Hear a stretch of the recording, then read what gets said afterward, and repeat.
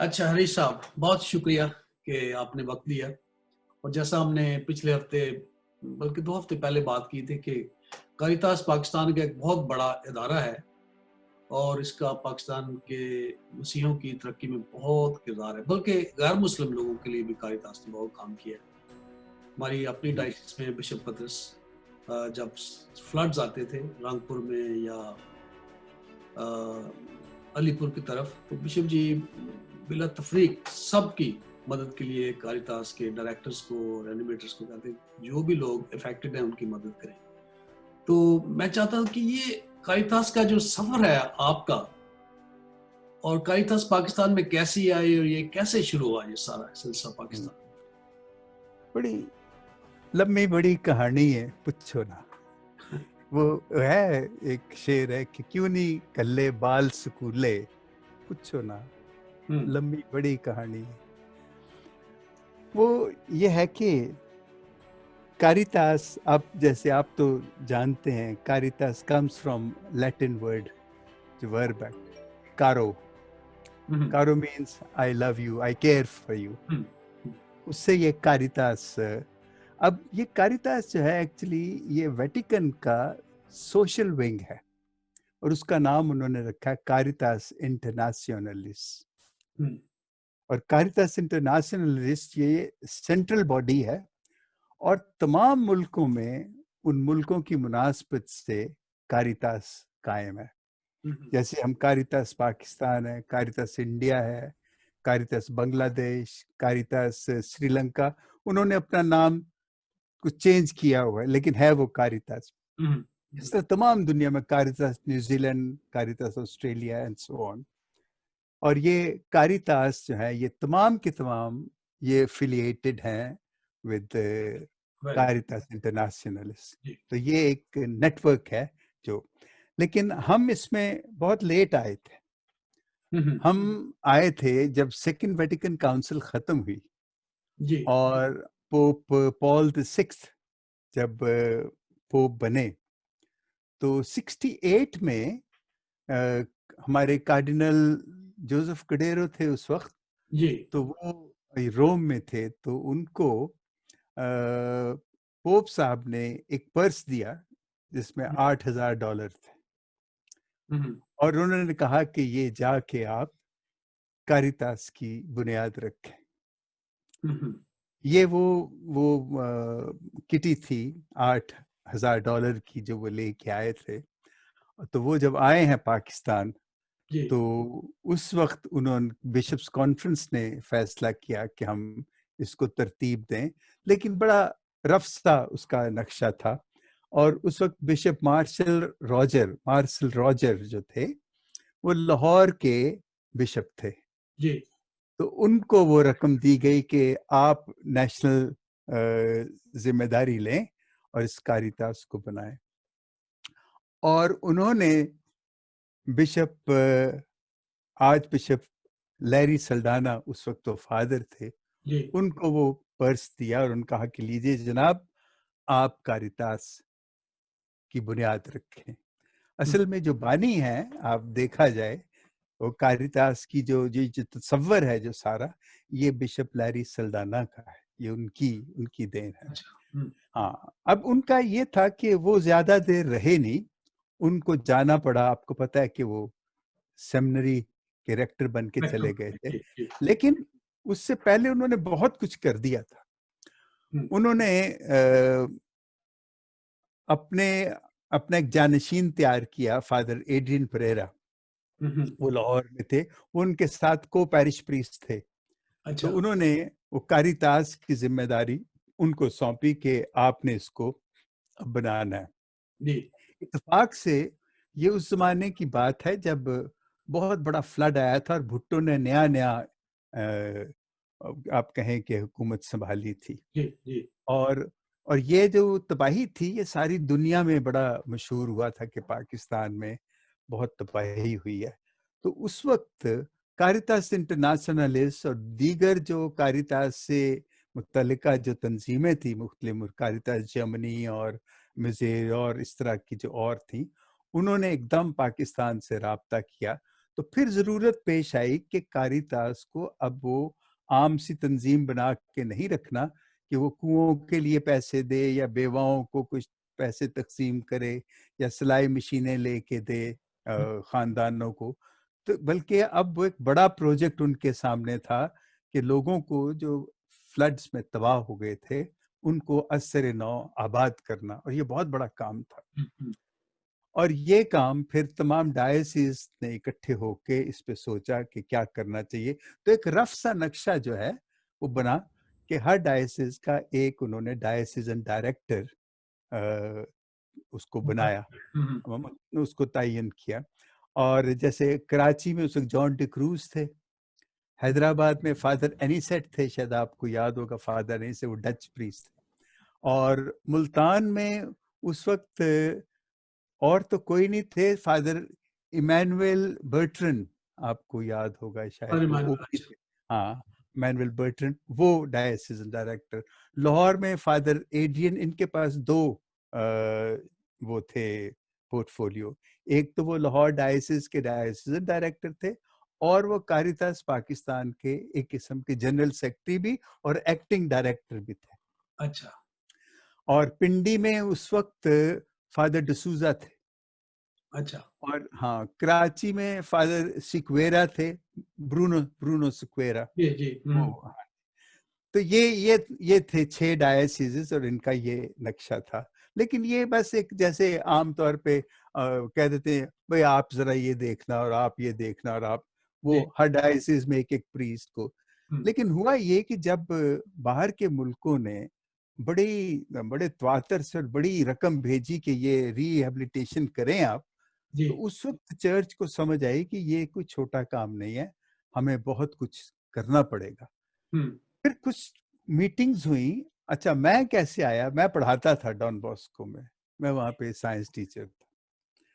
तो father Larry Saldanha और father Adrian हमारे घर है, नई नई मेरी शादी हुई थी, तो हम भी बड़े उस वक्त अपने उसमें थे, जोबन में थे। तो आके कहने लगे कि भाई हम चाहते हैं कि तुम हमारे साथ काम करो कारितास में और वो स्कूल का। मैंने कहा जी मैं तो स्कूल नहीं छोड़ूंगा। कहते छोड़ो स्कूल को, ये उससे बड़ा काम है, ये तुम्हें ज्यादा काम करना पड़ेगा।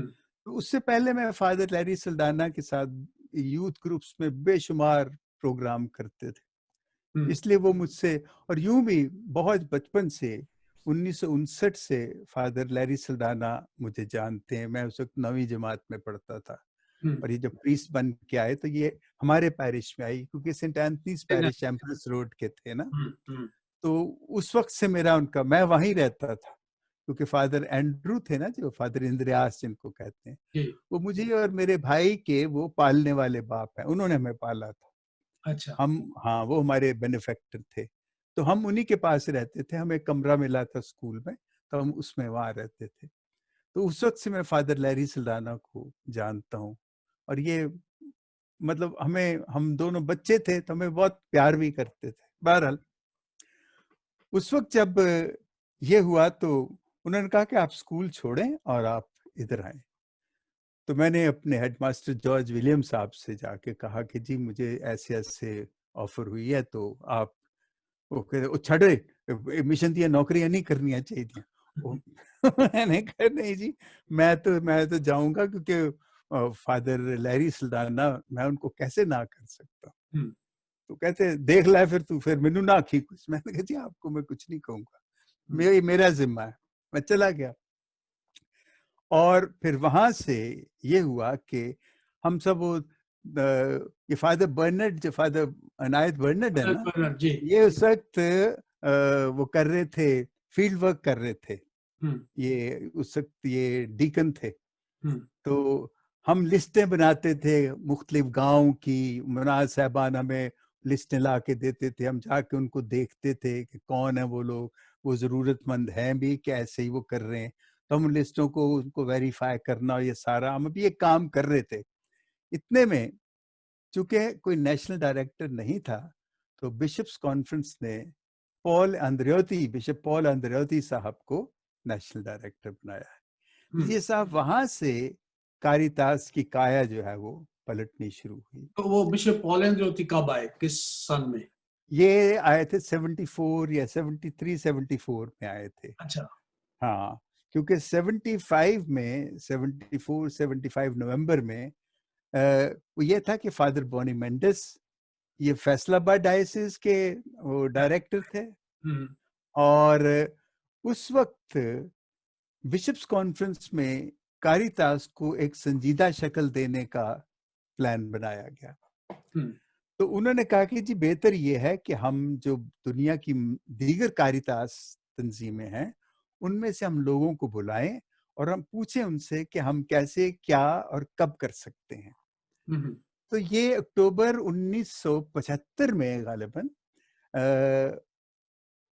जो सियालकोट कह रहा हूँ, मुल्तान का पास्टल सेंटर है, वहां पे एक इंटरनेशनल पास्टल सेमिनार हुआ, इंस्टीट्यूट में। पास्टल हम्म। इंस्टीट्यूट में, और उसको ऑर्गेनाइज किया था कारितास ने। और फादर बर्ट्रन, हम्म। इमैनुअल बर्ट्रन जो थे, वो उसके कर्ता धर्ता थे इंतजामिया में उसमें। हम्म। तो उस वक्त आप देखें कि कारितास रोम से जो कि हेड था कारितास का, फादर चार्ल्स ग्रांज, वो आए। हम्म। कारितास जर्मनी से आए, कारितास न्यूजीलैंड से आए, और कनाडा से आए, डच, हॉलैंड, कारितास हॉलैंड से आए। मतलब कहने का ये है कि बड़े बड़े जो सब कारितास के सरबराह थे हम्म। उनको पाकिस्तान में लाया। और एक ऐसी शख्सियत लाई गई जो कि बहुत ही जबरदस्त थी, आपने उनका नाम सुना होगा, वो वाहिद एशियन थियोलॉजियन थे, फादर टीसा बालासुरिया इससे बाला सूर्य जी, कि वो मैं उन्हें मिला हूँ श्रीलंका। श्रीलंका में। वो कमाल चीज थे, कमाल चीज थे वो आए, उनको बुलाया गया और उनको खास उनको मॉडरेटर बनाया गया कि वो सारे दिन की कार्रवाई को समराइज करते थे और फिर उसको अगले दिन लेके जाते थे, अगले दिन फिर वहां से शुरू करते थे। और उनका होना जो है वो बड़ा जबरदस्त था। जी जी। तो आप जानते हैं कि उस सेमिनार का टाइटल क्या था? Liberation through development. वाह। Liberation through development. अगर आप लोगों को गुर्बत की गुलामी से निकालना चाहते हैं तो उनको डेवलप करें। ये एक बहुत बड़ा कॉन्सेप्ट है जिसे लोगों ने, देखें, डोल आउट करना बहुत आसान है। जी। हमारे ये रवैया रहा है हमारे चर्च में, खास तौर पे कैथलिक्स में, और शायद दूसरों में भी होगा, मैं अपनों की बताता हूँ, कि हमने लोगों को उनकी मदद की है पैसे दे के, उनको चीजें दे के, जो कि मैं समझता हूँ कि ठीक तो है, मदद है, वक्ती तौर पे उनको उनकी मदद हो जाती है। लेकिन ये एक ऐसी मदद है जो इंसान को बाज दफा तरक्की करने से रोकती भी है। अगर आसानी से मिल जाए तो क्या जरूरत है मेहनत जी करने। जी। और इस तरह हमारे चर्च में एक मांगने का रवैया भी ऐसा था कि अक्सर लोग, वो बड़ी उसकी अजीब अजीब मिसालें देते हैं। एक फादर साहब थे, वो कहते हैं कि हमारे यहाँ चिट्ठी का बड़ा रिवाज है, कहीं जाना हो तो फादर साहब चिट्ठी दे दो, मैं थाने चल जाऊं, फादर साहब चिट्ठी दे दो, मैं फलानी जगह। और हर जगह कहते हैं एक आदमी मरा, वो आसमान पे गया तो बेहिश्त के बाहर बैठा हुक्का पी रहा था। वो फरिश्ता आया, कहता तू की करंडे आए थे? कहता जी फादर ने चिट्ठी दी थी। वहां पे भी इस उसमें था कि मुझे चिट्ठी दी कि मुझे अब जन्नत में जाने दो। मेरा कहने का मतलब ये है कि इस तरह हम डिपेंडेंट थे और हम तरक्की को हम नहीं समझते थे कि क्या तरक्की है। एक किस्म का ये प्यार था जो कि मैं समझता हूँ तरक्की की राह में ये रुकावट भी था। बहरहाल, लिबरेशन, डेवलपमेंट थ्रू लिबरेशन जो है ना, ये एक ऐसी चीज थी कि जिसने कम से कम मेरी अजीब तरह से मुझे कुछ हुआ। और मैंने उसके फौरन बाद जब ये सेमिनार ख़त्म हुआ, और वो फिर मैं बाद में बताऊंगा कि क्या हुआ, लेकिन जो सेमिनार था उसमें क्या हुआ, जी। उसमें यही बातें हुई कि जो तरक्की अगर करनी है, इंसान की तरक्की जो है वो लाजमी है, बजाय इसके उसको बैसाखियां दे के आप उसको खड़ा करें। वो अपनी सलाहियतों से वो बाहर निकले और अपने आप को बेहतर साबित करे। और ये आप देख लें कि आज की दुनिया में वो तमाम मसीही जो अपने अपने पाँव पे खड़े हैं, जिन्होंने अपना नाम बनाया है, ये वो लोग हैं जिनको वो पंजाबी में कहते हैं ना, अपने डंडी पट्टी वो आए हैं, अपने जोर लगा के आए हैं, और ये ऐसे ही तरक्की होती है। जी और ये और उस तरक्की का फिर ये है कि उसको अमली जामा पहनाने के लिए फिर ज़रूरी था कि उसकी कोई शक्ल बनाई जाए। तो फिर ये तय हुआ कि हर डायसिस में बाकायदा सेक्रेटेरिएट बनाया जाए, डायसिसन डायरेक्टरेट बनाई जाए, और उसमें पूरा अमला हो और उनकी तरबियत दी की जाए, ताकि वो जाने कि तरक्की जो है वो किस तरह उन्होंने अपने इलाके में करवानी है। उसी ज़िमन में एक बहुत बड़ी तंजीम थी, Asia partnership for human development, HPST, Asia partnership for human development. ये एक 22 मुल्कों का कंसोर्शियम था जो डेवलपमेंट के लिए और नॉन फॉर्मल एजुकेशन के लिए और ऐसे वो कामों के लिए पैसे देते थे जिसमें कि लोग अपनी मदद आप करके उसको उस प्रोजेक्ट को अपने लिए इस्तेमाल कर सकें। तो उनके जो जनरल सेक्रेटरी थे वो पाकिस्तान में थे उस वक्त। तो मैंने फादर एड्रियन से पूछा कि मैं चाहता हूँ कि मुझे किसी खास इस डेवलपमेंट की ट्रेनिंग के लिए भेजा जाए। तो उन्होंने उनसे बात की और मुझे उन्होंने फिलीपींस भेजा। वो भी एक अजीब सा वाकया है कि मैं फिलीपींस गया। EAPI बहुत बड़ा इदारा है, ईस्ट एशियन पास्टल इंस्टीट्यूट जो है, और वहाँ पे बहुत से लोग हमारे वहाँ पढ़ के आए हैं। तो मैंने वहाँ जाना था और मुझे वहाँ के लिए लेटर्स वगैरह सारे पेपर्स मेरे तैयार थे। जब मैं एयरपोर्ट पे उतरा, मैं बाहर निकला तो मैं टैक्सी के लिए, तो टैक्सी मैंने रोकी, तो एक आया, तो मैंने उसे कहा कि ये मैंने यहाँ जाना है। उसने कहा ठीक है, सामान वगैरह रखा, वो ले गया और मुझे गलियों में से ले जाके तो वहाँ संताना सेंट एन एक चर्च था, उसके बाहर जाके उसके हाथे में मुझे उसने उतार दिया। तो मैंने इधर देखा तो मैं बड़ा हैरान हुआ कि ये क्या जगह है।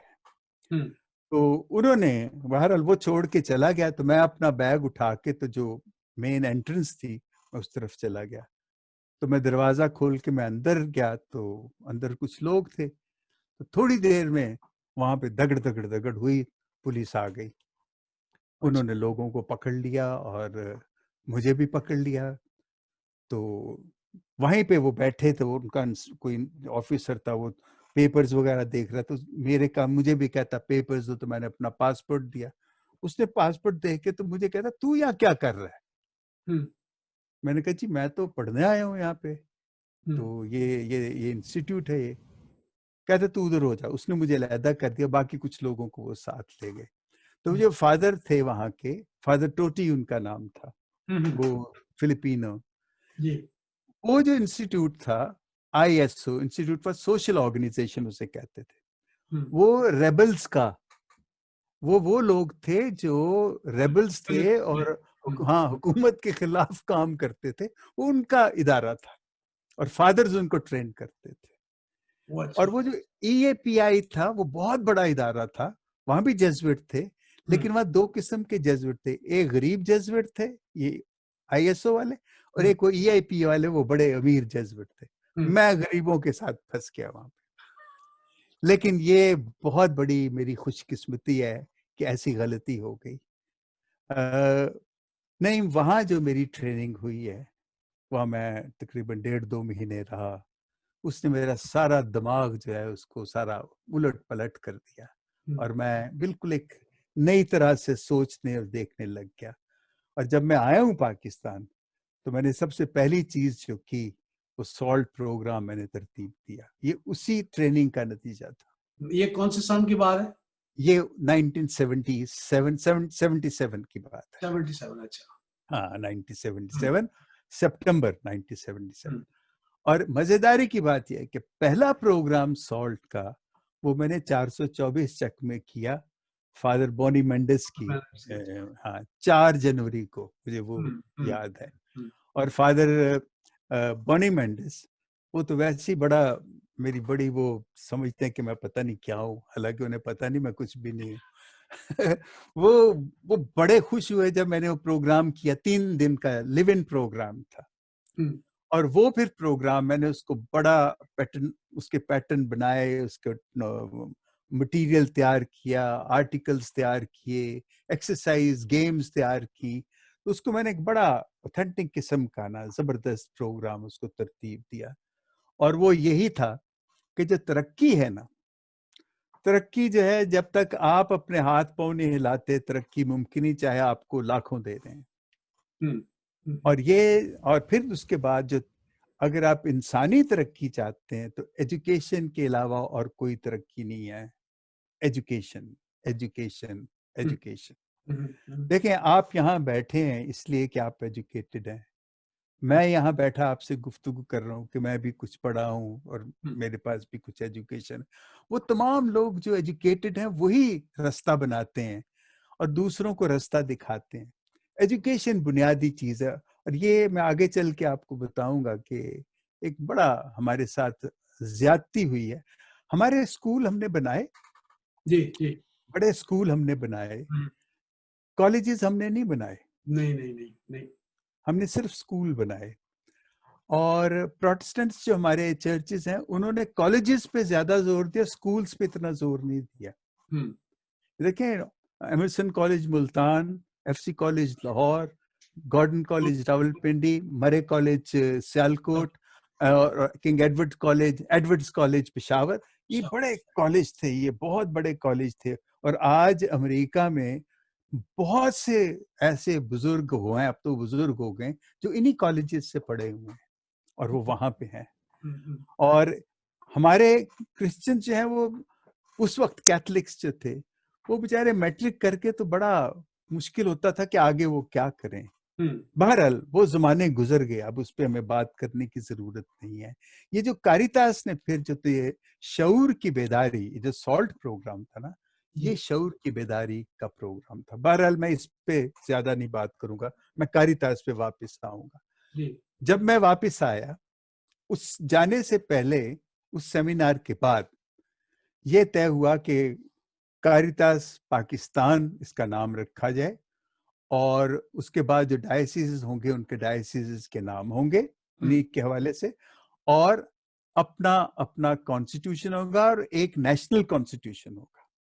हम्म, ये तय हुआ कि कारितास पाकिस्तान जो है, ये bishops conference, Catholic bishops conference of Pakistan का सोशल विंग है for human rights, that they call peace, justice and development.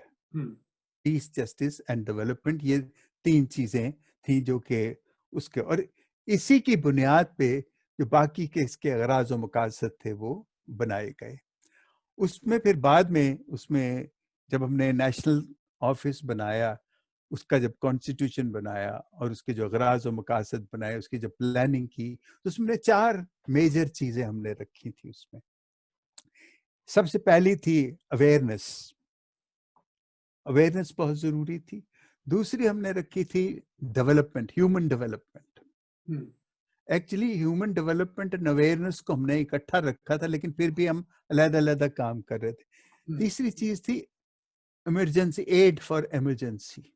हम्म, देखें, एक होती है एड जो लॉन्ग टर्म होती है, एक एड होती है जो इमीडिएट होती है। अब जैसे फ्लड्स आ गए या जलजिला आ गया, आप उसमें वो लॉन्ग टर्म प्लानिंग बाद में करेंगे, पहले आप इमीडिएट रिलीफ जो है वो आप देते हैं। हम्म, तो ये इमरजेंसी एड जो है वो एक शोबा खास उसका रखा था कि जब कोई ऐसी सूरत हो तो उसके लिए हमें क्या करना। फिर एक उसका शोबा था, उसको हम कहते थे ये लेंटिन कैंपेन, रोजों की मुहिम। ये रोजों की मुहिम असल में ये अवेयरनेस ही की मुहिम थी। उसमें हम बताते थे कि रोजे जो हैं वो क्या है, क्यों रखे जाते हैं और उसमें हमने करना क्या है। जी जी। हमने ये नहीं कि भूखे रहना सुबह से शाम तक और हमारे उसके बाद हमने खाना खा लेना, तो हमने कहा जी मैंने रोजा रख लिया। हमारा रोजे का जो था, जो यसाया 58 बाब में जो है कि भूखे के लिए अपनी जान उंडेलना, ये एक जुमला है, एक आयत है, मुझे बड़ा, भूखे के लिए अपनी जान उंडेलना। देखिए, भूखे को खाना खिलाना तो बड़ी आसान बात है, हम्म, लेकिन उस भूखे के लिए अपनी जान उंडेलना, हम जान उंडेलते हैं ताकि वो आइंदा भूखा ना रहे। तो वो एक लॉन्ग टर्म प्रोग्राम है, वो कैसे करना है हमने, उसमें मेरा टाइम, टैलेंट, ट्रेजर, तीनों चीजें उसमें इस्तेमाल होती, फिर उसको इस चीज से खलासी मिल सकती। बहरहाल ये था रोजों की मुहिम का। और एक शोबा था जिसमें जस्टिस एंड पीस, जिसको हम कहते हैं, और जस्टिस एंड पीस का मतलब कारितास के हवाले से ये था कि देखें, लोग गांव में रहते हैं, वहां पीने का पानी नहीं है, वहां बिजली नहीं है, ये ह्यूमन राइट्स हैं, जस्टिस नहीं है। अगर ये जस्टिस नहीं है तो वहां पीस कैसे होगा? तो इस जस्टिस के लिए हम लोगों को ऑर्गेनाइज करते, फिर ये सॉल्ट प्रोग्राम जो था, ये शऊर का प्रोग्राम, ये हमने इसलिए इस्तेमाल किया कि जो लोगों को हम ये बताएं कि राइट्स और बेनिफिट्स जो होते हैं, ये जो रियायतें और जो हकूक हैं, ये दो फर्क चीजें हैं। हकूक आपको लेने हैं, लेकिन रियायतें लेके आप अपने हकूक नहीं छोड़ते। आमतौर पे हमारा रवैया ये है कि हम रियायतों के लिए हकूक छोड़ देते हैं कि वक्ती तौर पे हमें फायदा मिल जाए और हम अपना हक छोड़ देते हैं, जबकि हमें हक के लिए लड़ना है, वक्ती फायदे को छोड़ दें। हाँ, कि वो लॉन्ग टर्म फायदा हो उसमें होगा। ये हमारे कारितास की, देखिए कारितास ये कोई कोई खरायती इदारा नहीं है, ये बहुत बड़ा एजुकेशनल इदारा था। और उसके बाद हमने इसमें बेशुमार चीजें की। हर डायसिस का अपना एक सेक्रेटेरिएट था, और उस सेक्रेटेरिएट में ये चारों चीजें जो हमने रखी थी, शऊर की बेदारी और रोजों की मुहिम, इमरजेंसी, जस्टिस एंड पीस, यही पैटर्न जो है वो हर डायसिस में था। और उसके लिए बकायदा लोग थे जो तैयार किए। फिर लोगों को हमने नेशनल सेक्रेटेरिएट में तैयार किया, ताकि वो जाके डायसिस में काम करें, और डायसिस में जाके वो गांव में जाके काम करें।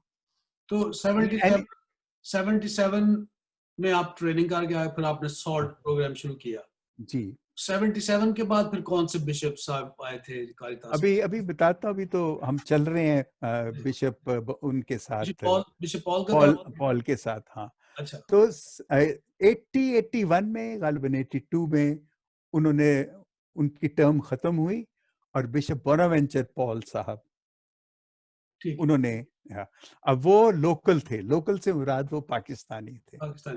हाँ, लेकिन उनकी जो ज़हनियत थी मुझे बड़ी पसंद थी, लेकिन एक बात थी कि वो कुछ ज्यादा सख्त थे अपनी उस ज़हनियत में। वो ठीक था, वो चूंकि खुद एक खाते पीते घराने से आए थे, तो उनको वो गरीबों का उनको दर्द था, गरीबों की गुर्बत को वो समझते थे, उनकी महरूमियों को वो समझते थे, लेकिन वो कहते थे कि इनको कुछ हासिल करने के लिए देना भी चाहिए।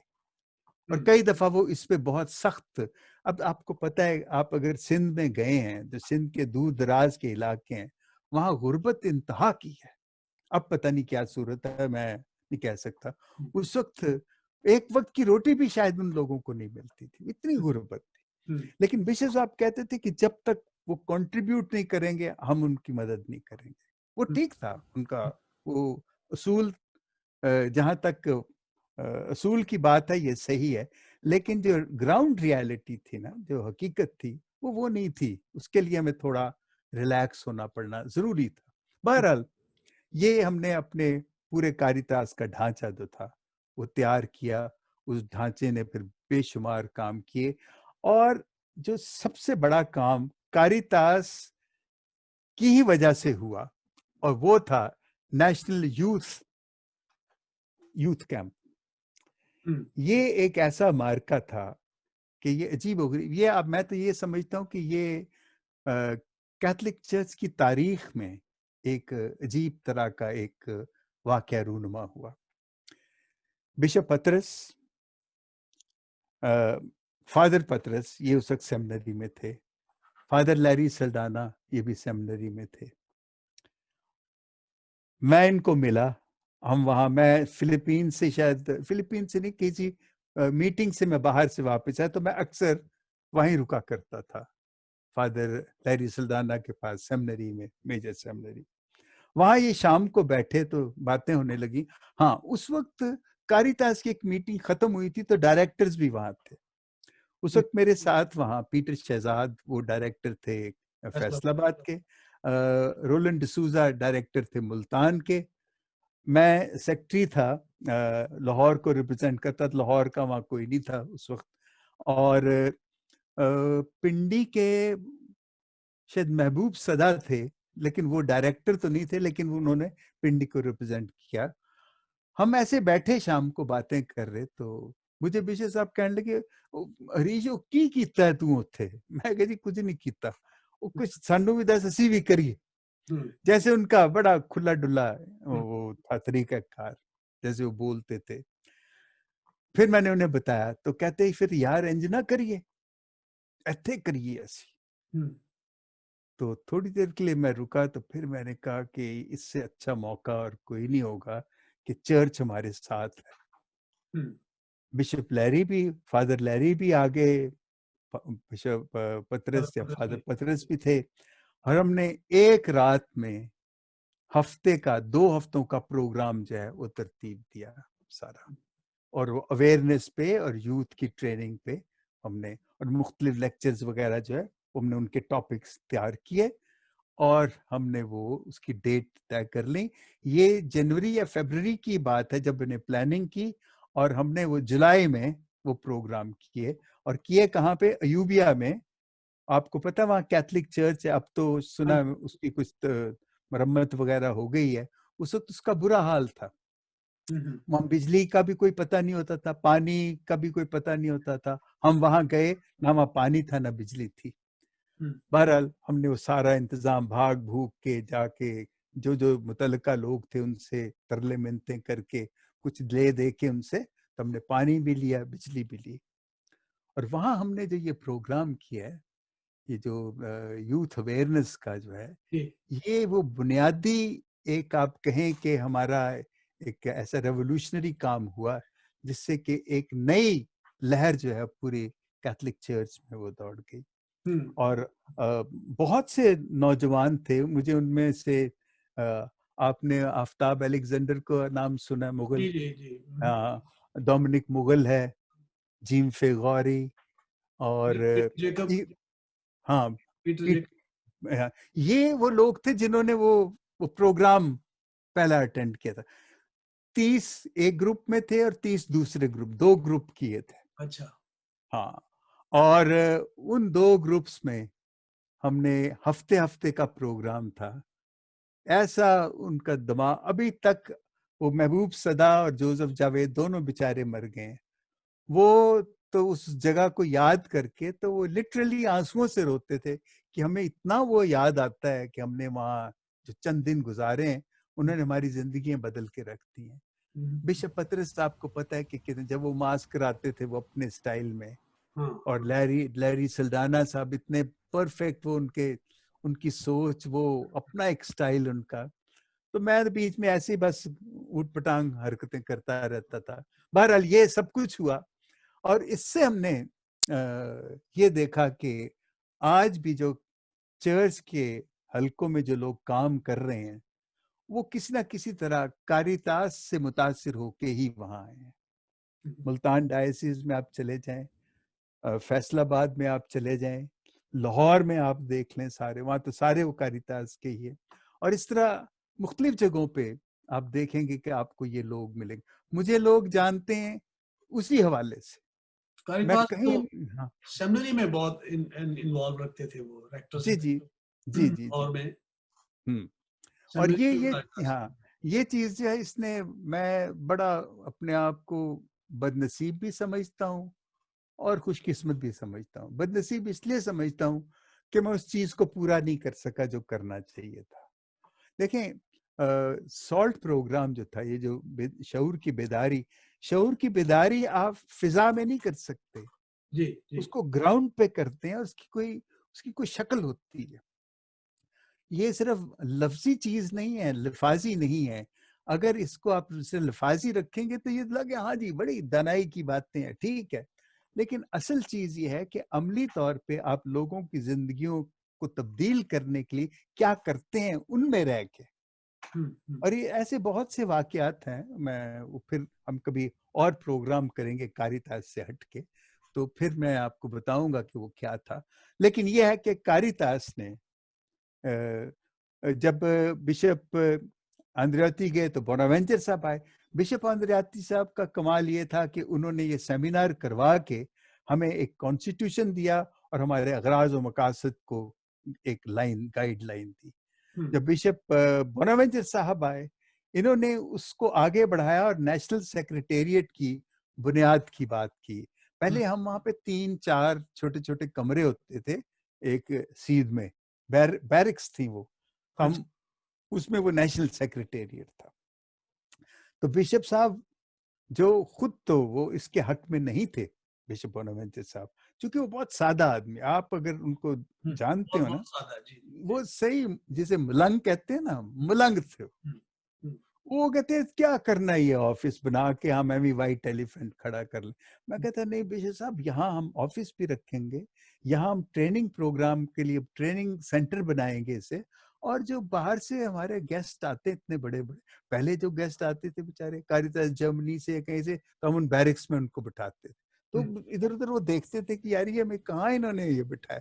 बहरहाल बिशप साहब ने उसकी इजाजत दी, तो उनका कमाल था कि उन्होंने इसको बनाने के लिए हमें, और उसके साथ उन्होंने जो बहुत हमें हमारी जो सोच थी ना उसको मजबूत किया। अब हमारे ये जो शऊर की बेदारी को, और इस पे ज्यादा जोर दिया कि डोल आउट्स नहीं करने, बल्कि लोग खुद अपनी सलाहियतों से वो आगे आए। क्योंकि वो कहते थे कि एजुकेशन एजुकेशन जो है ना, ये भी लातीनी का लफ्ज है, एदुकारे, और इसका मतलब है कि खोद के निकालना। तो ये अंदर की सलाहियतों को खोद के निकालना और इंसान को उसमें तजस्सुस पैदा करना, ये तालीम है। तालीम ये नहीं कि आप एक किताब को रट्टा लगा लें और जाके इम्तिहान दें और 100 में से 100 नंबर ले आए कि जी बड़ा लायक है। ये लियाकत नहीं है। लायक वो होता है जो अपने मसाइल को खुद हल कर सकता है, वो लायक होता है। और बड़े बड़े अनपढ़ लोग जो हैं वो बड़े बड़े लायक होते हैं, वो अपने मसाइल खुद हल कर सकते हैं।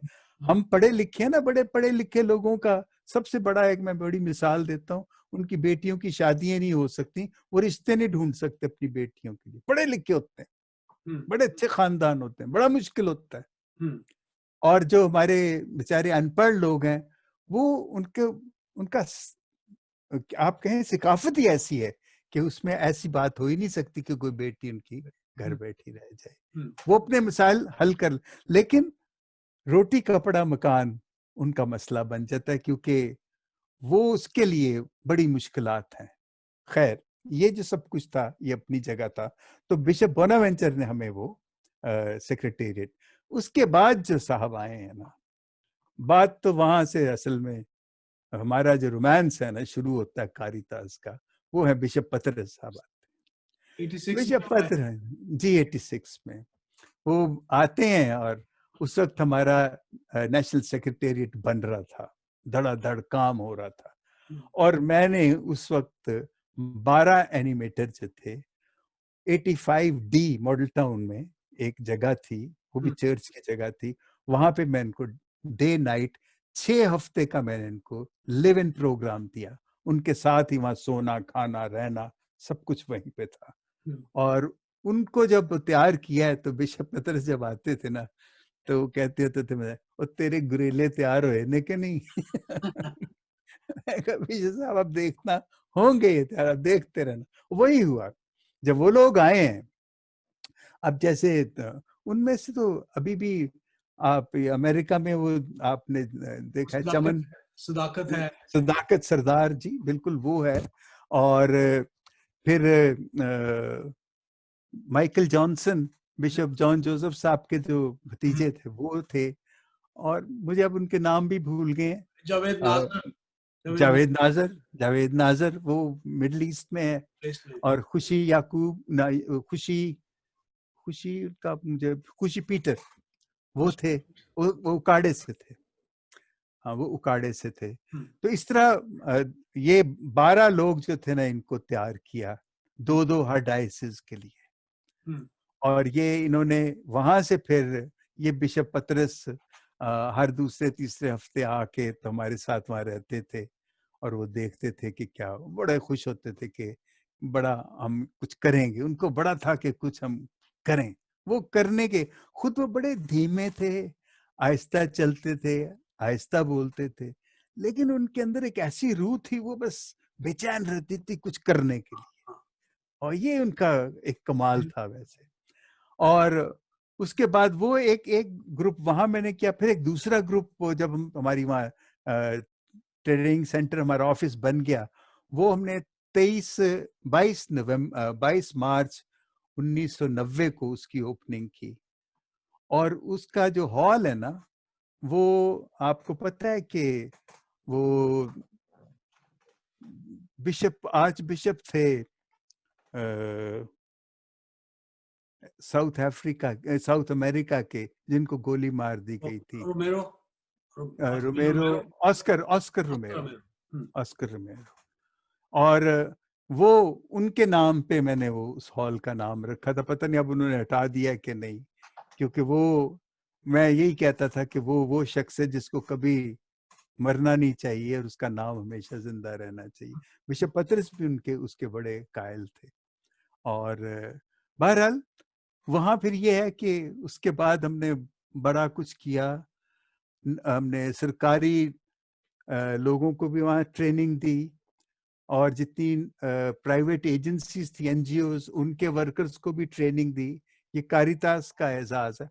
उनको मैंने अपनी पूरी सीडी बना के दी, डीवीडी नहीं, उस वक्त तो डीवीडी होती ही नहीं थी, उस वक्त तो वीडियो कैसेट होता था। वीडियो कैसेट, जी। हाँ, उन्होंने पूरा 3 दिन का प्रोग्राम रिकॉर्ड किया, और मैंने कहा ले जाओ, बेशक इसको तुम, ये कोई सीक्रेट नहीं है, मैं चाहता हूँ कि ज्यादा से ज्यादा लोगों में ये चीज जाए। वो बड़े हैरान थे कि आप ये हमें दे रहे। मैंने कहा हाँ, मैं इसलिए नहीं कह रहा कि मैं चाहता हूँ कि इस सोच को आगे, और ये हमारे चर्च का नाम था, जी, हमारा नाम था, कोई मेरा नाम नहीं था, चर्च का नाम था। हम्म, बहरहाल, और इस तरह हमने ये किया। और 1994 में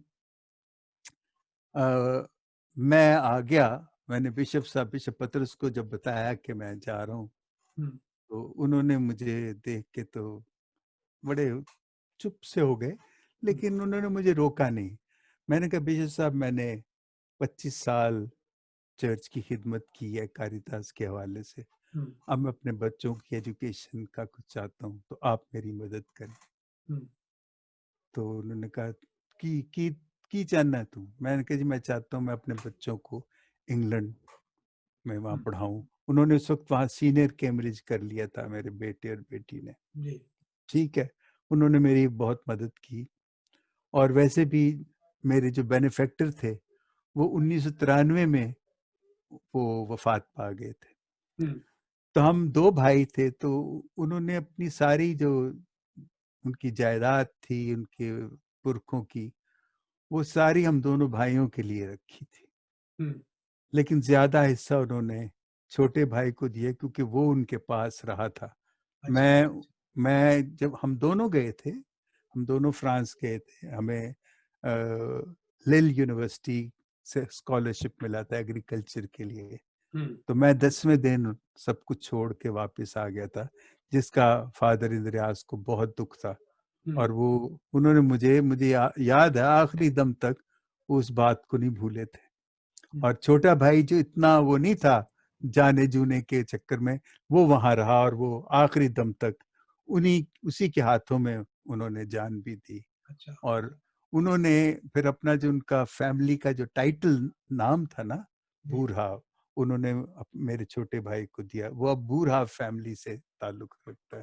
अच्छा, अच्छा, हाँ, मुझे उन्होंने एक किस्म का ये सजा दी कि मुझे उसमें शामिल नहीं किया। अच्छा, मैं कहता हूँ ठीक है, इससे कोई जी, फर्क नहीं जी, पड़ता, बस ये है कि उनका नाम नहीं मुझे डुबोना चाहिए। और मुझे ये खुशी है कि मैंने उनका नाम नहीं डुबोया।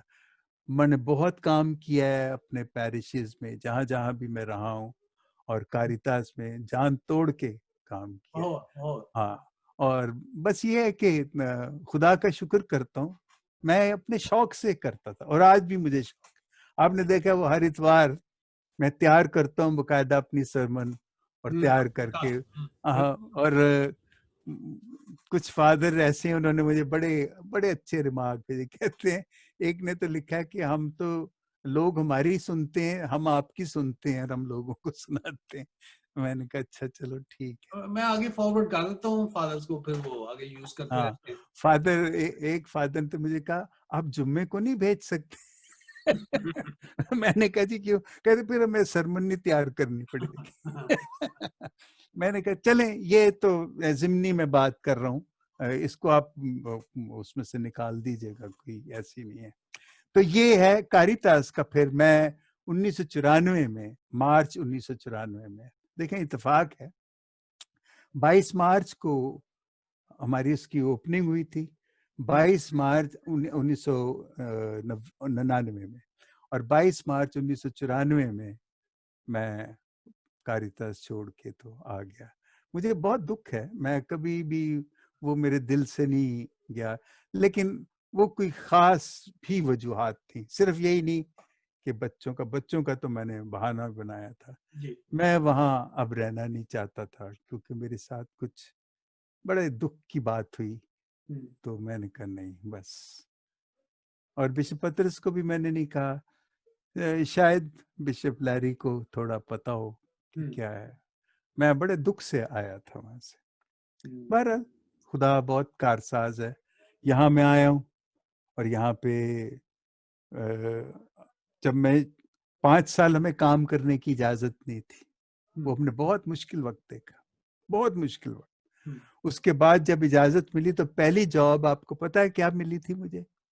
ये जो बिन होते हैं ना गंदगी के, इनको उठा के गाड़ी में डालना। तो मैं गाड़ी के साथ भागता था और वो बिन जो है ना वो डालता था। फिर वहां से फिर मैं एक और फैक्ट्री में गया, और फैक्ट्री के बाद फिर मैंने छोड़ दिया। मैंने कहा नहीं, मैं जाता था एक यहाँ पे UTU एक इंस्टीट्यूट था, अर्बन थियोलॉजिकल यूनिट। ये यहाँ पे प्रोटेस्टेंट्स थे, उनका फ्री चर्च उनका था। वहाँ पे एक सिख थे, क्रिश्चियन थे, वो बहुत अच्छे, बहुत ही पढ़ा लिखा इंसान था।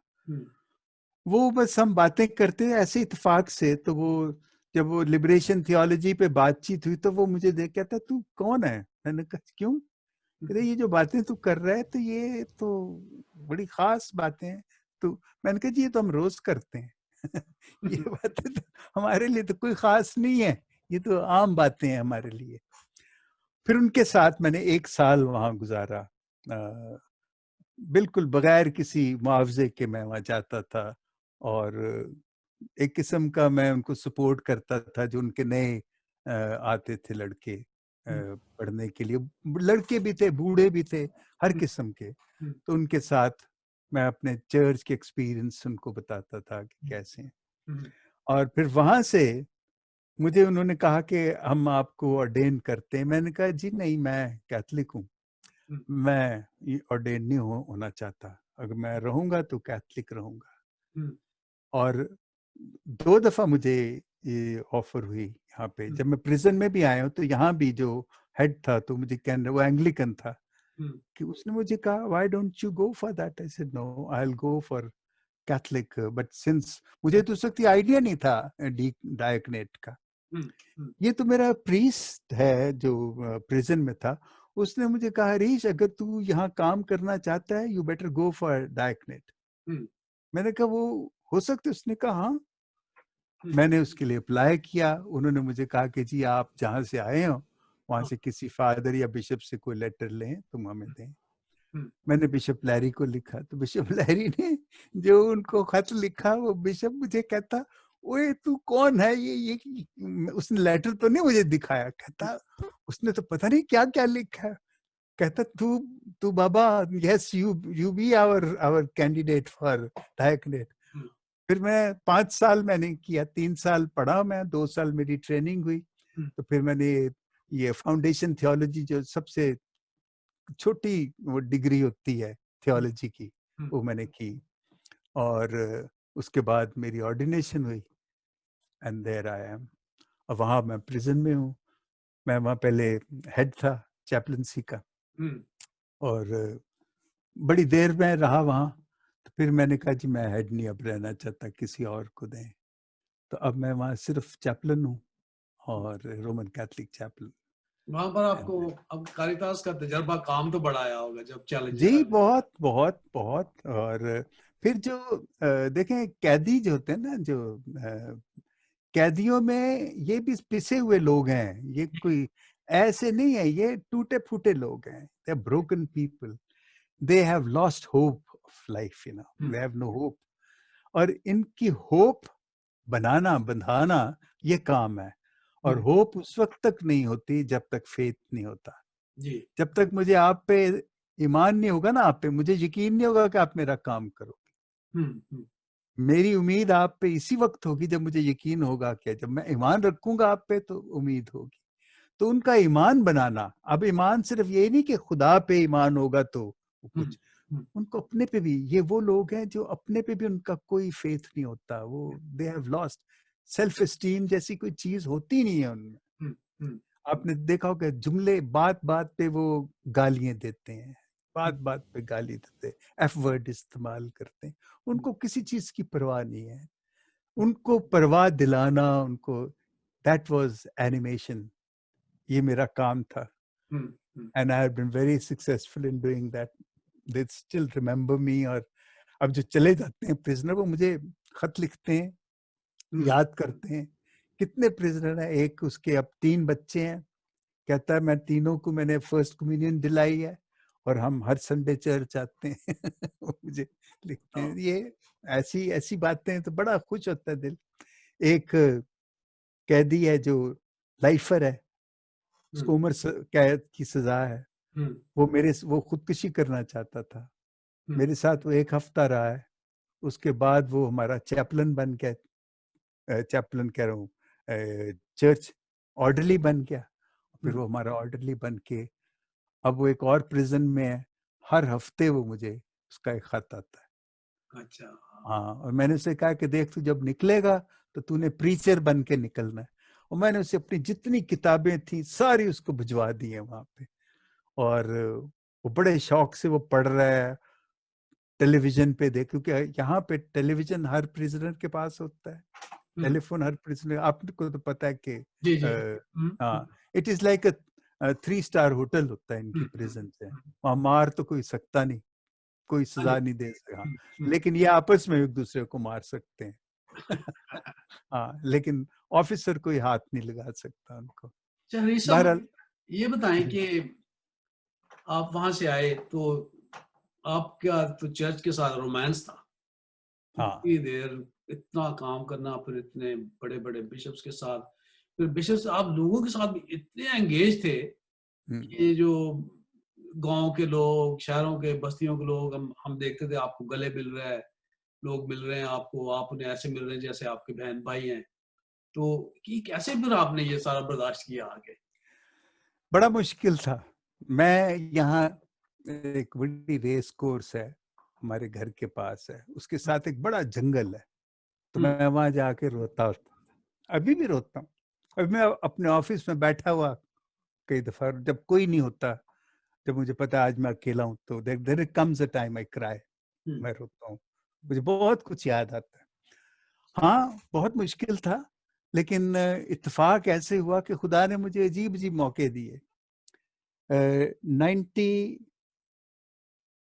में फादर पैट मैकैफ्रे, सुना आपने नाम? हम्म, जी, पैट मैकैफ्रे, ये कोलंबन थे। कलम्बन थे। हाँ, ये ब्रेडफोर्ड आए, देखें, हम्म, उन्होंने मुझे ढूंढा, घर आए वो, हम्म, तो कहते मैं ग्रुप चला रहा हूँ, तो उनको पाकिस्तान के बारे में मैं चाहता हूँ कि तू उनको बताए। तो मैं वहाँ उनके साथ जाया करता था, हम्म, तो पाकिस्तान की हिस्ट्री और पाकिस्तान में क्रिश्चियन की जो सिचुएशन है उसके बारे में उनको बताता था। हम्म, और पाकिस्तान और इंडिया की जो साइकी थी, जो लोगों का, कि क्यों ये ऐसे बन गए, ये ऐसे क्यों सोचते हैं, वो मैं बताता था, और फिर हिस्ट्री का बताता था। तो वो बड़ा, और वो बड़े शौक से सुनते थे, फादर बड़ा खुश था। फादर के कोई, वो यहाँ गुजरावाला में होते थे, और गुजरावाला के आगे किला दीदार सिंह है शायद, मेरा ख्याल, मुझे याद नहीं अभी। हाँ, वहां पे किसी का जनाजा था, ये हम्म, छुट्टियों पे आए थे, तो ये अच्छा, वहां पे फादर नहीं था, तो ये चले गए वो जनाजा पढ़ने के लिए। तो जिनका जनाजा था वो यहाँ नेल्सन एक जगह है, वहां उनके बेटे रहते थे, तो वो वहां पे मौजूद थे। तो बातें करने लगे, तो कहने लगे मैं तो ब्रेडफोर्ड में होता हूँ। तो उससे उनकी बड़ी दोस्ती हो गई। तो उन्होंने कहा जी कि हमारे यहाँ कोई प्रीस्ट नहीं है, तो आप आया करें। फादर वहां पे जाने लगे, तो मुझे कहा कि तुम भी चलो। सो 1999 सितंबर से मैंने नेल्सन जाना शुरू किया, और पिछले साल उन्होंने मुझे रिटायर किया। मैंने 20 साल वहां पे उनकी खिदमत की। मेरे घर से वो तकरीबन 150 मील दूर है। तो मैं हर हर महीने के पहले संडे और बीच में एक आध संडे जाता था। अभी ये जो आप मेरी सुनते हैं रिफ्लेक्शंस जो हैं, ये वहाँ का एक लड़का जिसने वो सारा ऑर्गेनाइज किया हुआ है और वो करता है, वो कहते हैं जी हमने आपको नहीं छोड़ना, आप बेशक आप रिटायर होके जहाँ मर्जी चले जाएं, but so there also I have got the same relationship with people. तो मुझे वो सेटिस्फेक्शन मिलती रही है। यहाँ पे भी प्रोटेस्टेंट चर्चेज में भी मैं जाता, वहां भी मुझे वो बुलाते थे बड़ा, और मुझे वो कहते थे कि जी आप सरमन दें। वो सरमन मैंने क्या देनी, मैं तो अपनी रिफ्लेक्शन देता। तो वो कहते थे हमें इतना मजा आता है क्योंकि पादरी ऐसी बातें नहीं करते। तो मैं कहता था यार ऐसे ना कहा करो, कोई मुझे मारेगा। तो वो भी पसंद करते थे कि मैं इस तरह। तो इसलिए वो सारा खुदा ने मेरे लिए ना वो सब तैयार किया था, बनाई क्या कि मैं उसमें रह सकूं। क्योंकि जब आपने 94 में वहां से छोड़ा, तो उस वक्त तो कारितास बहुत एक पीक पे लेवल था। बड़े हाई पीक पे हाँ थे और बड़ा काम चल रहा था। हाँ वो तो हाँ जैसे भरा हुआ मेला जैसे कहते हैं ना, आप वो छोड़ जी, के। बिल्कुल बिल्कुल बिल्कुल। तो वो फिर काम, उसके बाद बिशप पतरस नेशनल डायरेक्टर थे सारे प्रोग्राम के। हाँ काफी चलता रहा प्रोग्राम। फिर हमारी आंखों के सामने देखते देखते देखते देखते देखते वो प्रोग्राम ना खराब होता गया, फ्लॉप होता गया। बिशप पतरस असल में ना, मुझे पता है उन्होंने बहुत फील किया था। उन्होंने मुझे तो नहीं कहा, उन्होंने बहुत फील किया है। और लेकिन उनकी शुगर ने उनको बहुत खराब किया। उनको उनकी डायबिटीज जो थी वो उनको ले डूबी। और फिर जो उनके दोस्त थे, दोस्त से मेरा उनके जो नौकर और उनके इर्द गिर्द के लोग थे, उन्होंने उनकी उस बीमारी का बहुत फायदा उठाया, और बजाय इसके कि उनको लुक आफ्टर करते, उनको उसमें वो उन्होंने जाने दिया। ग्रेजुअली उसमें चलते चले गए। और मुझे इसका बहुत सल, मुझे जब पता लगा तो मैंने यहाँ पे इंतज़ाम किया। मैंने कहा कि मैं चाहता हूँ कि वो यहाँ आ जाएं। उस वक्त वो Raphael, Saint Raphael hospital Faisalabad चले गए थे, and those were his last days. मैंने वहाँ फ़ोन किया तो उस वक्त बिशप जो कूट्स, उसे पता नहीं शायद वो बिशप बन गए थे कि नहीं बने थे। वो नहीं, बिशप जो कुछ आगे हुए थे वहां पर, अच्छा, तो सितंबर वहाँ में आगे था। थे। अच्छा, तो वो जब फोन किया मैंने तो बिशप जो कुछ भी वहाँ थे, और तो मुझे बिशप जो कुछ कहने लगे वो आपका फोन आपका है, तो वो ही इज क्राइंग। तो मैंने कहा मुझे भी बड़ा दुख हो रहा है। And after I think few days he passed away.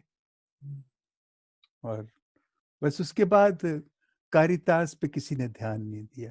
Caritas को लोग समझते थे सोने की चिड़िया है बस, इससे उनको ये नहीं पता था कि इसमें खून का वो देना, खून देना लोगों पड़ता का है। खून है, बहुत लोगों ने मेहनत करके उसे इस मुकाम जी तक पहुंचाया। जी।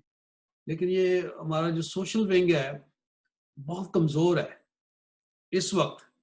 पाकिस्तान में जो हमारे चर्च है, कैथलिक चर्च, उसका सोशल विंग है बहुत कमजोर है। और उसके लिए इतनी प्रीचिंग हो रही थी, इतने लोगों तक चर्च पहुंच रहा था, वो काफी वीक हो गया हमारा। पता नहीं, मेरा ख्वाब है कि हमारा वो जो सोशल विंग है वो दोबारा मजबूत हो। जस्टिस एंड पीस का जो विंग है वो भी बहुत कमजोर है। वो भी एरिया से सारे जो आप थे उस वक्त, जो सारे ले लोग थे, आपने तो इस इन सारे शोबों को बहुत ऊपर ले गए थे। लेकिन अभी तो ये दोनों शोबे बहुत कमजोर हैं। कारितास और justice and peace, bishop John ने बहुत उसको उठाया, तो अभी तो बहुत उसमें नहीं, एक बड़ी खास चीज होती है जिसको कहते हैं लीडरशिप, जो है ना। एक लीडरशिप होती है कि चौधरी बनना बहुत आसान है, लेकिन दूसरों को चौधरी बन के दूसरों को अपने बराबर लाना बहुत मुश्किल होता है।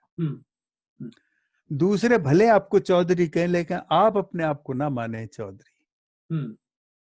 और उनको पता होता है कि ये बंदा हमारे साथ खड़ा रहेगा। और ये जो खड़े रहने का जो इत्मीनान है ना, यही किसी को लीडर कहलवाता है। अगर उन लोगों को इत्मीनान नहीं होगा ना आप पे कि आप उनके साथ खड़े रहोगे, लेकिन किसी का काम करना, मैं गवर्नमेंट कॉलेज लाहौर में पढ़ता था, मेरे कितने दोस्त थे जो सारे, कोई डीसी बन गया, कोई जनरल बन गया, कोई कुछ बन गया, मैं कितने काम लोगों के करवाता था, मुझे कोई प्रॉब्लम नहीं था। और मुझे पता है कि मुझे कोई प्रॉब्लम होना भी नहीं था, मैं वहां पे रहता। ये मुसलमान मेरे बड़े बड़े अच्छे दोस्त थे, और हमारे घर में ईद भी वो हमारे घर मनाते थे और क्रिसमस भी हमारे घर मनाते। मैं उनको कहता था कि यार तुम अजीब लोग हो, क्रिसमस होता तब तुम आते हो, जब ईद होती तो तब भी तुम हमारे घर ही आ जाते हो। तो कहते और कितने जाइए, मैसी मैसी कहते थे। तो वो ये एक ऐसा रिलेशनशिप था, मुझे कोई प्रॉब्लम नहीं था, लेकिन मेरे लोगों को था। लेकिन लोगों के प्रॉब्लम अगर आप सॉल्व करने लग गए तो लोगों की कोई इज्जत नहीं रहती, उनकी कोई नहीं सुनेगा अगर आप साथ नहीं होगे। लीडरशिप ये होती है कि आप उनको ऐसा बना दो कि जिस दफ्तर में जाएं तो वो उनको देख के कहें कि जिनका काम करो। वरना वो हर वक्त बाहर बैठे मेरा इंतजार करते रहे कि कब मैं मिलूंगा उन्हें, तो कब मैं उनको लेके जाऊंगा। वाई, हु एम आई, क्यों मैं उनको ऐसे बेचारों को, उनमें खुद, ये हमने ऐसे बड़े तजर्बे किए थे और लोगों को बिजली के कनेक्शन लेके दिए और इस तरह की। It was fantastic. मुझे बड़ी खुशी भी होती है जब मैं वो सारी चीजें सोचता हूँ, तो मुझे बड़ा अच्छा लगता है। चलिए मुझे ये बताएं कि अभी आप जो हमारे चर्च है पाकिस्तान में, खासतौर पर जो नौजवान है जो भी डेवलपमेंट के शोबे में आना चाहते हैं, वो क्या करें कि अपनी कौम को उठा सके? पहली बात है कि उनको अपने गांव के साथ बड़ा गहरा रिलेशन रखना चाहिए। और दूसरी बात ये कि वो इस वक्त आप देखें कि इंडिया में, श्रीलंका में, बांग्लादेश में बड़े तरक्याती प्रोग्राम है और it is not difficult to get it through computer. उनको देखें, उनको पढ़ें कि वो कैसे करते हैं, वो क्या करते हैं, ये बड़ा जरूरी है। और दूसरा ये है कि वो अपने पे उनको एतमाद होना चाहिए और पहले सोच लें कि हमने अपने लोगों को उठाना है और यकीन कर लेना कि हमने उठाना है। और फिर ये है कि फादर जी कुछ भी हो, नहीं, हमारे जो फादर साहबान है ना, लोग आज भी उनको अपना लीडर समझते हैं। बिल्कुल दुरुस्त है। आज भी उनको अपना लीडर समझते हैं और मैं सोचता हूँ कि उनकी बहुत तरबियत होने की जरूरत है। ये मैं डर के कह रहा हूँ, कोई बुरा ना मान जाए, लेकिन मैं आपको सच कह रहा हूँ कि उनकी तरबियत की उनको बहुत जरूरत है। बॉनी जैसे लोग हैं वहां पे, वो फादर बॉन, और उनको खास, मैंने आज ही मैं उनको कह रहा था कि सेमिनरी में उनको कम से कम 6 महीने की उनको सोशल डेवलपमेंट की उनको ये सब्जेक्ट रखा जाए, हर प्रीस्ट को ये दिया जाए, 6 महीने या साल का पूरा एक उनको चैप्टर दिया जाए कि जनाब ये करना है, क्योंकि अभी भी लोग उनको ही अपना लीडर समझते हैं। क्योंकि जब बिशप जोर एक्टर थे लाहौर में, तो कारितास के जो इतने भी प्रोग्राम उस एरियाज में हो रहे थे, हम सेमिनेरियंस उसमें मौजूद होते थे। बिल्कुल, अच्छा, और हमें बुलाते रहते थे वो, हाँ, हमें हम अक्सर आप उधर आते थे, फिर हम जाते थे। उस वक्त कई दफा जो सेमिनार वो हमारे लेवल से बहुत हाई थे, हमें समझ कई बातों की हमें बड़ी देर बाद जाकर समझ लगी, ये उस वक्त हमने सुनी थी और 10 साल बाद जाकर 5 साल के बाद समझ आई, अच्छा इस बात का ये मतलब था। तो ट्रेनिंग तो उस वक्त आपकी हो रही होती है, कई चीजें समझ आ जाती, कई नहीं समझ आती। तो वो जो सोशल एस्पेक्ट था ना फॉर्मेशन का, वो बिशप जोर ने बहुत उसको रखा हुआ था एक्टिव। हाँ, देखिए उसमें ना एक तो ये होता है कि आप सोशल, आपकी अवेयरनेस हो, उसमें एक मोटिवेशन की बहुत जरूरत होती है। एक आप में वो तांग होनी चाहिए अपने लोगों को उठाने की। वो जो जब आप में वो आती है ना, तो फिर आप लड़ जाते हैं दुनिया के साथ, फिर खड़े हो जाते हैं। अभी मैं देखता हूँ अपने समेत, हम कितने यहाँ पे आ गए हैं, क्यों आ गए हैं, हम तंग आके वहां से भाग आए हैं बहुत से लोग। और जाहिर है कि जो सिक्योरिटी यहाँ पे, आज मैं एक अपने दोस्त से बात कर रहा था, वो मुझे कहता है कि जो सिक्योरिटी यहाँ है वहाँ का तो हम सोच भी नहीं सकते, हाँ, तो जो आसूदगी यहाँ है हम वहाँ सोच भी नहीं सकते, जो सहूलतें यहाँ है वहाँ में वो मिल ही नहीं सकती, तो क्यों ना हम यहाँ रहें। उसका जवाब तो है मेरे पास, लेकिन मैं कहता हूँ वो ठीक कह रहा है, क्योंकि वहां पे ये सब कुछ होते हुए भी नहीं है और वो शायद कभी होगा भी नहीं। अपने लोग आप देखें कि कितने मुसलमान जो भाई हैं, जिनको जो मेजॉरिटी में है, वो सफर कर रहे हैं, तो हम किस गिनती में। अभी तो जब फ्लड्स आते हैं तो जो मिशनरी इदारे जो हमें वो एड भेजते हैं, तो हम अपने क्रिश्चियंस को एड देते हैं, मुसलमानों को कोई देता है एड? हम दिया करते थे, कारितास वाले। हम बिल्कुल जब सर्वे करते थे तो खास ये था मेरी तरफ से कि हमने ये जो वाकई जो बड़े जरूरतमंद हैं, उन जरूरतमंदों को हमने देना है, हम करते थे ऐसे। और उनके में बड़े अच्छे नताज, और उन जगहों पे कम्युनिटी के बड़े अच्छे ताल्लुकात थे आम लोगों के साथ। बातें बहुत ढेर हैं, नहीं तो अगर हमने ये करने से रात भी गुजर जाएगी, दिन भी गुजर जाएगा, तो खत्म नहीं होंगी।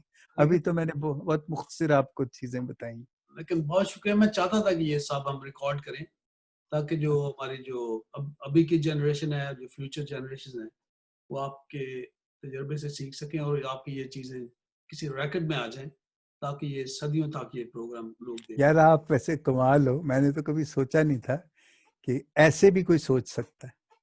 You are wonderful. हाँ, God bless you. Thank you. God really bless you. Thank you. All the best. Bye bye.